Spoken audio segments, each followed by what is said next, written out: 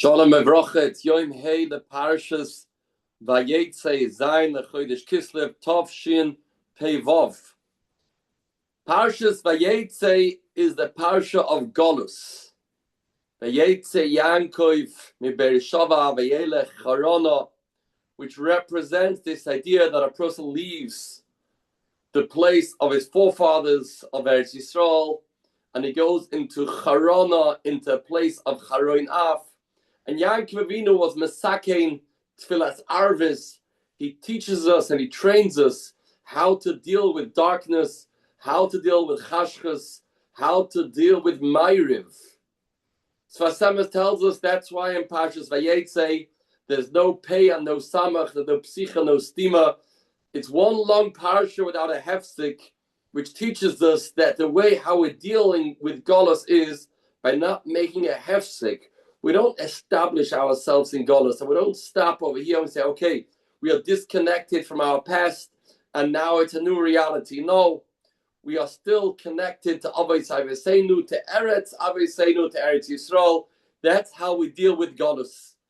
In light of this idea, let's learn together a nifla de geshtiklen Zera Shimshon ois dalet.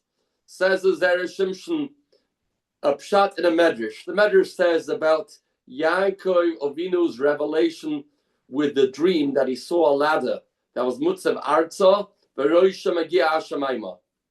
Says the Medrash, Sulam ze hakevesh.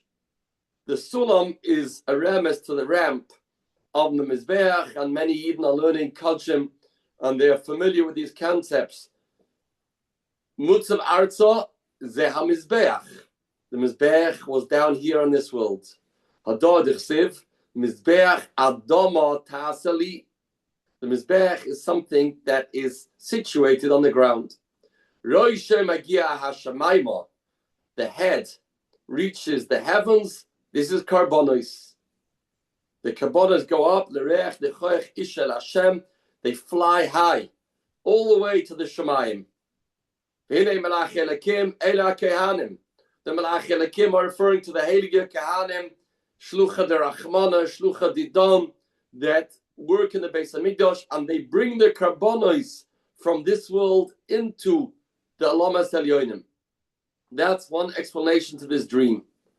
The second explanation, says the Medrash, Rabbanan Pachala B'Sinai, this dream of the ladder that's down here on this world, Veroisha Megia Shemaima, is a remez to the Marmad Har Sinai. Sulam ze Sinai. Sulam is Gematria Sinai. Mutzav Arza is referring to the pasuk Vayisiatzvu b'tachtis ahar. We stood at the foot of the mountain. V'roisha megia hashamayma.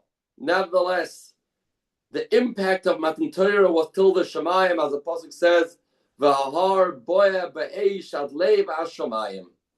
These are the two explanations of this dream brought in the Medrash. Either it's referring to karbonos, the kevesh, the mizbeach, that go l'reich l'choyach l'Hashem via the malach ha'esharis, or this is referring to Mamret Har Sinai, to Matan Torah.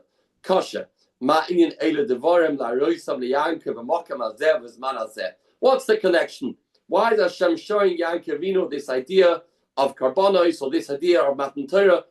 How does this tie in to Yankov Avinu's dream, and why was it important to tell Yankov Avinu this idea right now?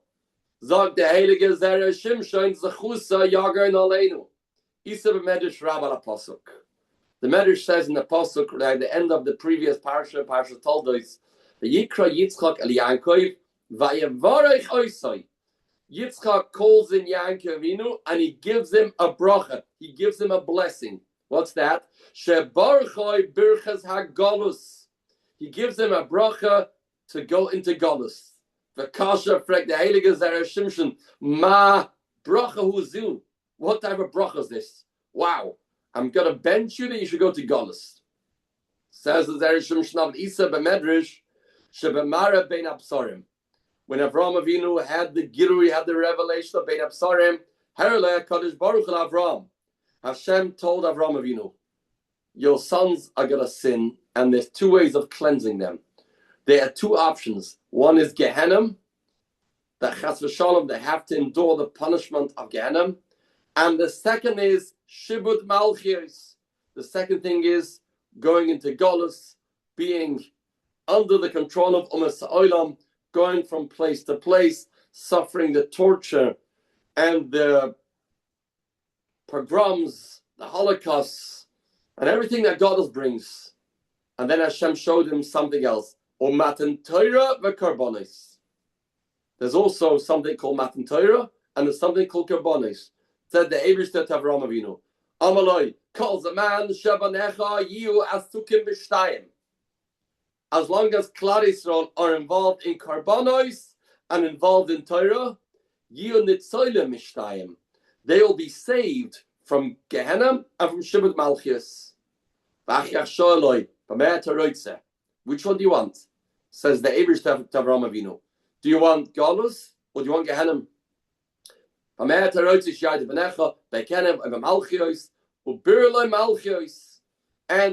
Eibishter chose that Klal Yisrael should go into Golus. That's the Medrash, and the explanation is brought in many Sfarim, what the exact dialogue was. Why did the Eibishter choose Malchios? Why did Avraham Avinu choose Gehenna? And now is not the place for that.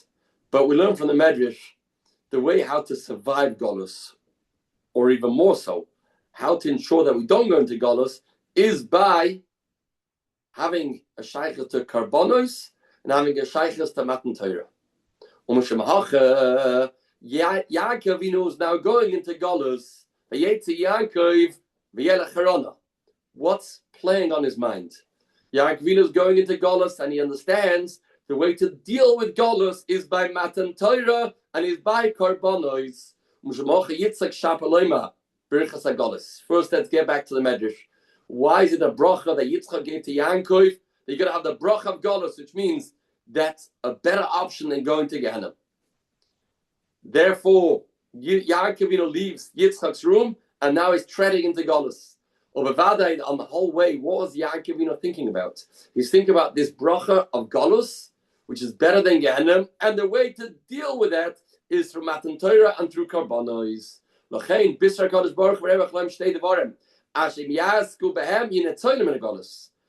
this is what was playing on Yaakov Avinu's mind, we know dreams are something that come to a person as a result of something he was thinking about. Since Yaakov Avinu was focusing on this idea of the bracha of Golus when we are living with Matan Torah and we are living with Karbonos. Therefore, naturally, when he had the dream, he saw Matan Torah and he saw Karbonos, because they are the key. They are the way, the solution to Golus.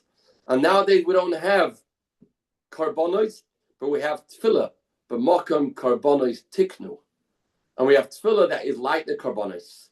And in Golus, we have to mechazik ourselves in Torah, living with Matan Torah, which is the Torah together with the Zera Shimshon, together with a connection to the Eibishter, and with the Tefillah, with the Karbonos. That's how we survive Golus. That's how we survive Charana. That's how we survive Charainaf, and then we have no hefsek. We can live in Golus, but still be connected to Matan Torah, to Tefillah, and then that connects us to Eretz Yisrael, and that ensures us to have Yeshuas here in the Charainaf.